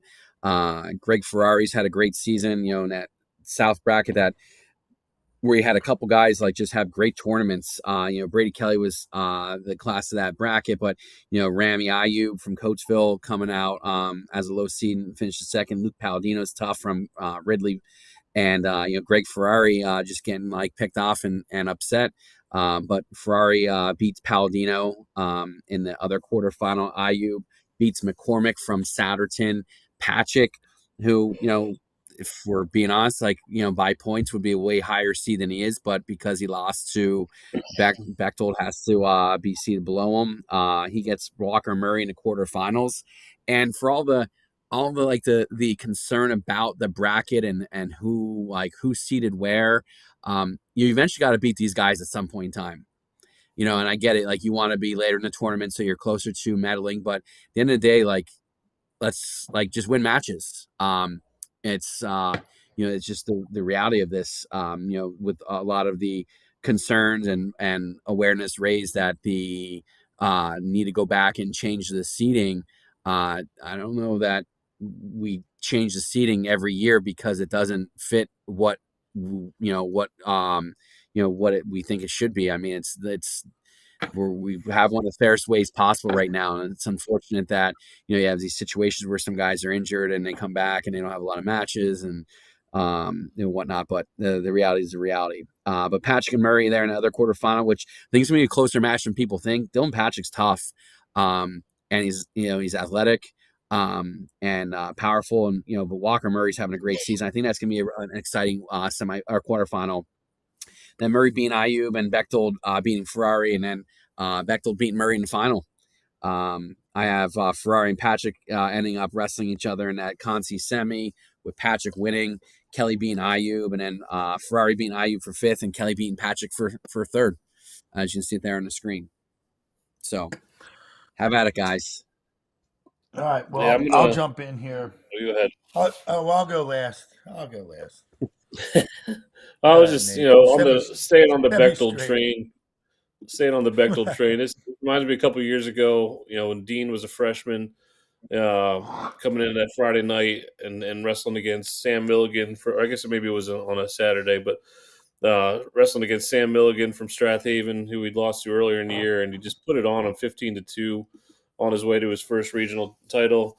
I'm not sure if Decker is on the same level as Dean, but it just feels like, I don't know. He's a Bechtold, so why would you bet against him, right? And I think maybe Kelly beat Bechtold in the offseason. Maybe you can verify that, Joe, or not. But it's a shame they wrestle in the quarterfinals, because I do think, obviously they're two of the top three kids in the bracket. I believe that one way or the other, whoever wins that match.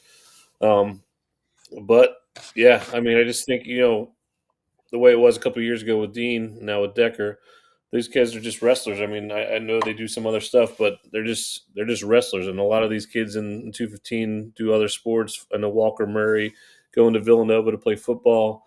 Brady Kelly, a really good lacrosse player, played football in the past. So yeah, I mean, it's just sometimes it's just tricky when you're a part-time wrestler going to get against the Bechtolds who just kind of eat, sleep, and drink it. It's going to be a tough task. I'm going with the Bechtold because I've been proven wrong plenty of times going with Pardo all these years. But obviously, I don't regret it. Pardo's a good wrestler, obviously having a really good year at Penn right now.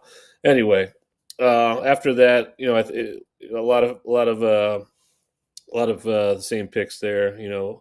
Like you said, Patrick getting the seeded all the way down there, but I think he wrestles back for fourth. Then another Souderton kid, riding the wave of the home crowd, taking fifth. I don't think, the South section was the strongest at this weight. So I think, obviously, Ayub had a really good run last week, but he's going to have a tough sledding to kind of match that again this week. And I'd be surprised, but anything's possible. He's got some momentum, so we'll see if he can keep that up. But yeah, this will be one to watch on Friday night between Bechtold and Kelly. Yeah, so I mean, obviously, I bet against the Bechtold before. This probably bodes well for Deckard here, but I'm surprised I haven't been invited on the "Don't Bet Against the Bechtolds" podcast. But either way, I know Joe and I, we've been talking a lot, texting back and forth, and Decker Bechtold obviously is in the mix here. and he will be dangerous. The Bechtels like to rough you up and pin you. They are dangerous. Walker Murray's a big boy. He is having a great season. He's a senior. I feel like this is kind of like, that man strength thing, senior on a freshman.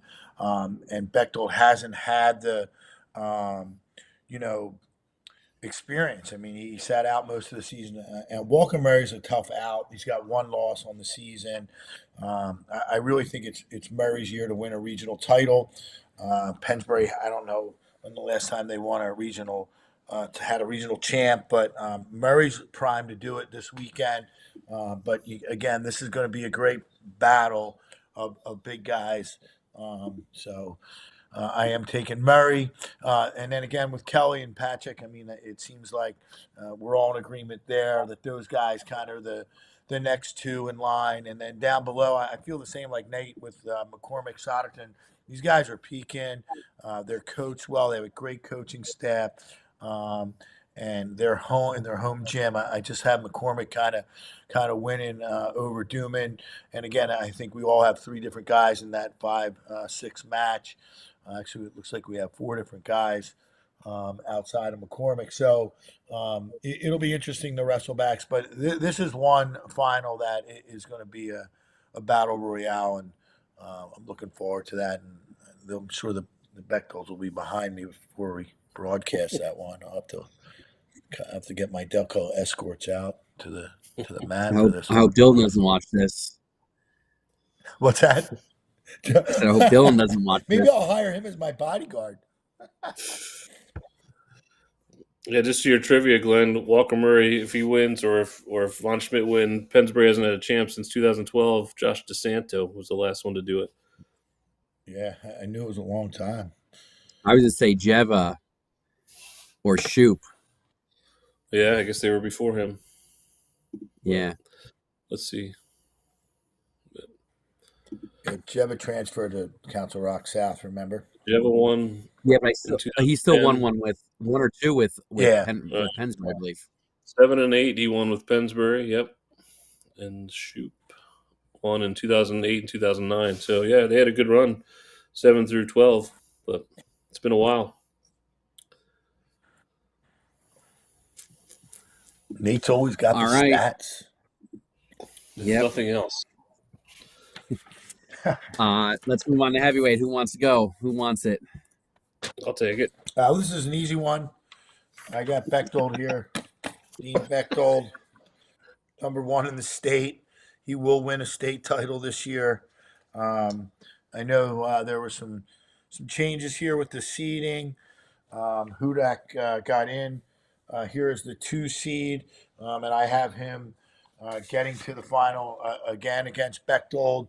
So these two guys have been right there all year long as our top big men here in District 1. And I think that, talking about the Council Rock guys again, I mean, we have a Council Rock big man, looking to medal this year.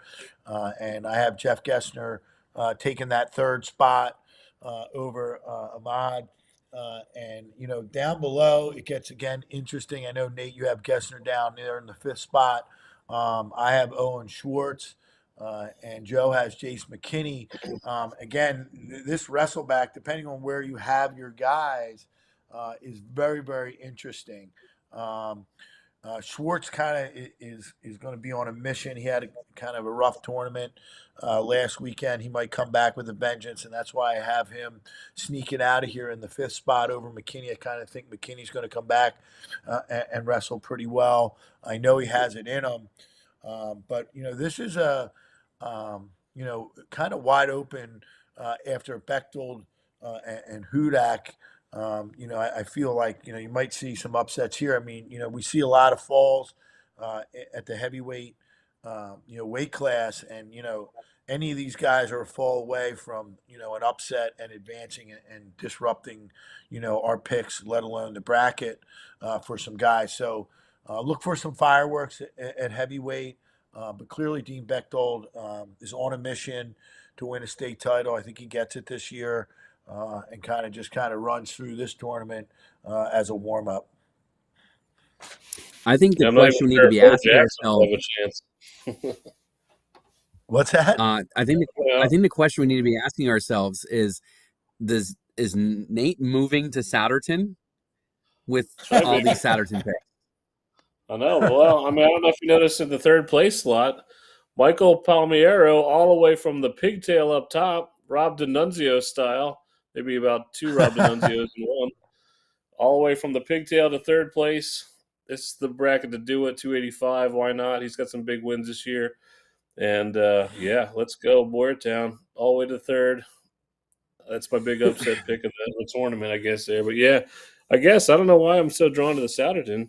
That must be that, yeah, that coach over there, Billy, the old Downingtown East, great. Um, but yeah, I just think Bechtold, obviously, I think he'd beat Bo Jackson this week if he was in that proverbial jet bracket. Interesting to watch. Just obviously we've mentioned a bunch of Haverford kids. They've had a really good season. I think Cam Montgomery's got a shot to make it out. One of those Haverford kids got to make it into those 5-6 there, and just give him a chance to make it to Hershey. I think he's got their best chance. Who knows? 285. It's always fun to watch. It'll be interesting. Faison Ahmad, obviously coming back for a come from behind win last week in the sectional final. He's having a really good year. Like you said, Glenn, Jason McKinney, battling sickness last week, had some tough goes. When the brackets first came out, it looked like he had a really favorable draw, and then all of a sudden Dean Bechtold goes up top there. So he'll have to do his work in the consolation, but he certainly has the wherewithal to do that if he's right. But yeah, I mean, there's a lot of kids, a lot of pinners. Just the kids that stay off their back have a shot. Yeah. I think we'd be remiss if we didn't also mention a guy that kind of flew under the radar all year, had some big wins and had some big wins on last Saturday was Christian Yanis from Penridge. Again, a guy just wrestles a tougher schedule, and the record really doesn't reflect a lot of the battles that he's been in. So I have Giannis in that blood rounds, trying to get into the medal rounds. Unfortunately, kind of short to Jace McKinney. So for what it's worth, but I think I have with Gessner finishing third. It's been a while since we've had a Council Rock South big guy. And the other thing that about it is like kind of Gessner's been a guy that's kind of come out of nowhere this year. Definitely took some lumps earlier in his career, and it's really neat to see someone that stuck with it. Enjoying a great senior year, and if he goes out and does what he's been doing all year, he's going to be going to Hershey, which earlier in his career probably was not thought of as something that was going to happen. So, Got to give Bobby Lavelle some right, love. Former Great Valley coaching legend. So that's our all of our weight classes. Now we're gonna do some just recap here. Mike's gonna put some the first graphic up on the screen. We're gonna just look at how the breakdown happens. We have state qualifiers by section. Where we are, we're all kind of close there. North, we are identical in the north, and kind of close. Of course, Glenn's got bias against the South because it's not where the suburban one is, but that's okay. We don't hold that against them when it comes to state qualifiers. Now we look at region champs by section, and Glenn made the comment earlier, and our picks kind of support that of the strength of the overall like top ends guys in the region are coming out of that north tournament. So Glenn, you're right on that one. With a couple extra homer picks. Well, those are your champs. You got 9 champs out of all the weight classes. It's funny. I'll probably do my Suburban One League article and change some of my predictions after I look at these brackets again. But you got to go with your instincts when you look at the bracket for the first time. I mean, seeing a lot of these kids wrestle, and then seeing what happens at the district level, and then kind of anticipating what it's like at that regional tournament for them to advance to Hershey. I mean, some guys are like in that full focus mode, and they're just going to get in there, and it's just something they need to do, and it's kind of like automatic. And there's other guys that are fighting for that spot, so you're going to see those upsets. But I do feel the North is the stronger, district this year. But again, if you look at our the South, we are pretty close. Joe, you're the lowest on the Central. I'm kind of surprised there, to be honest, with your qualifiers by For 6. qualifiers, yeah, hey, I I can't be a homer all the time. Hey, I think No, but I it's think really they'll good to be a see lot. that. Yeah, go ahead. Go ahead. No, go ahead, Nate. I'll just, I have 4 from the South winning. Obviously, maybe that's a little bit of a reach. Maybe part of my homerism, right? But all 4 of those kids that I picked, Hoffman, Boyer, I don't even remember who I picked, to be honest. But they're all underclassmen, all kids that are going to Carr. be coming back. Carr, oh yeah, he's the only one that's the senior, and then obviously Hostetter. A lot of those guys coming back from the Chesmont. I think that's exciting for that league. Obviously Chesmont does not do well in district duels because they don't have the depth on the teams, but I do think they have a lot of kids coming up that are going to be in the mix for a while. But yeah, I mean, obviously the North just always dominant with the Council Rocks and the Penn Ridges and the Quaker Towns, just the biggest schools and the closer to Wrestling Factory up there in District 11. But I mean, so many good seniors too. Mutarelli, you got Kelly, you got Cement, you got Guy. I mean, these kids have been through the ringers, and if they don't win it this year, it's their last go. So I think a lot of excitement for that class. The senior class is really a good senior class, especially if you count Faith Christian. You don't often get a class like this in District 1 that all stick around and are here. So it should be a fun weekend this weekend, and especially next week, and a lot of expectations. No, Great definitely. expectations. Really looking forward to this weekend and getting to Souderton and watching, just observing the talent. And like I said, we should appreciate what we have this year. Yeah, And let's talk about this team definitely. race. Ooh. So the team race is going to be pretty interesting too. I mean, obviously, Council Rock South, we're all in agreement. Um, outside of Nate has 5 of the Boyertown guys as well. Um, Joe has 4. I have 4. I mean, this is going to be a battle of not necessarily champions. I think it's going to be decided in the wrestlebacks. And obviously Nate has 3 Solderton guys. I have 3 Solderton guys as well. I don't think Joe has 1, but there is some parity here in this southeastern region for the team race, which we probably haven't seen in a while. And talk about the star power. I mean, Council Rock South could very well be the ones that get it done. But if you talk about sheer numbers, Boyertown has 13 regional qualifiers. I think that was the first time it's been done. Mike gave us some stats since, I believe it or not, Phoenixville, when there were 12 weight classes back in 1980 something, right? Was it 1980 something, or was it before that? I can't remember what Mike said. But numbers game, Boyertown looks pretty good. Sun Valley's got good numbers.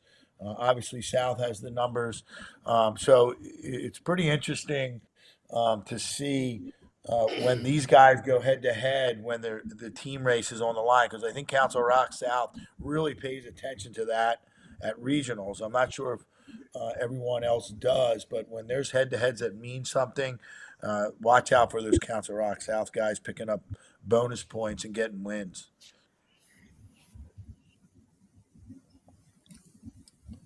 Yeah, the team race is going to be tighter than you think.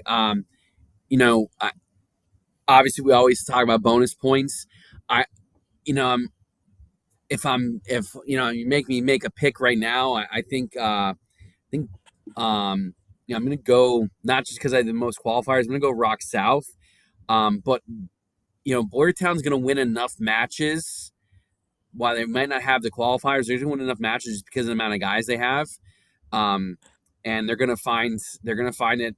It's gonna be a tight race. It could come down to that final round. I really hope it does. I hope there's that parity that you spoke of, Glenn, where we're watching every match's results as a because it's got ramifications for who wins it. Yeah, it's always interesting. I think Council Rock South maybe has the advantage. I just think where they have their kids, they have shots to make the finals almost every spot. Obviously Sagata would be an underdog to make it out of 107, but it's 107 certainly doable. Mutarelli favorite there. Obviously Woloshin has a tough task to get through Kelly, but I mean he certainly has the talent to make the finals.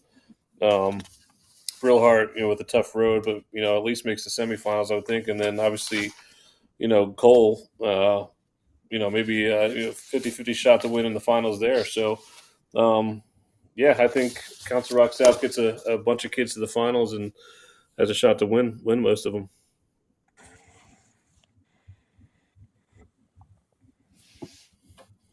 All right, guys, any parting words? Let's have some fun this weekend. And if you're mad, just yell at Joe. We're the good guys. Yeah. These are the opinions of myself and not my employer. So feel free to reach out to me directly if you have any Remember, issues. these picks are just for fun only. Yes. Don't want to be verbally accosted again. Oh, no. Well, it wouldn't be the first time. So I'll make sure to get with the Bechtel. I'll get with the Bechtel family early Friday. Make sure I'm safe. Yeah, you better have your head on a swivel. Let's just hope the lights stay on this year too at Saturday, right? We need a nice. We don't need any more of that. Was that a thunderstorm that did that last year? What was that? I forget. Was that 2 years ago? I don't even remember. We were at Oxford last year. You guys want to avoid going to Oxford every year. You better keep the lights on. That's all we're saying, right? Council Rock South's going to get in there and have a regional. I think again, they'll get back in the mix. We'll have a Council Rock regional somewhere in between, like every 5 years they get in there. But Soderton does a great job though. Forgot to mention about the Hall of Fame too. Just got some good guys going in. Brian Kennerly, former state champ. Zach Trampe, another state champ going in, along with Tim Sizlove, legendary coach, over 400 wins from Springford, and Rob Schetzline. Schetz going in from North Penn. And I'm probably coach. Derek Gulata as well. Gulata going in from OJR, 4-time place winner for the Wildcats. So I think he's coaching up at Pottsgrove as an assistant. So real good class, small class this year, but 5 real worthy guys. So make sure you get there early for the Hall of Fame ceremony, and starting at 5:30, Parade of Champions 5:45 Friday, and we strap it on at 6 p.m. and the finals begin. Can't wait. All right, folks, as always, thanks for tuning in. Appreciate the support. Appreciate all the kind words we get. We appreciate all the words we get. Truly, like, means you're watching. So, yep. That's about it. If you want to if you want to voice your displeasure, send me a personal message. I'll give you Nate's cell phone number. Yep. Have a good night, everyone. See you all right, take care. Good night.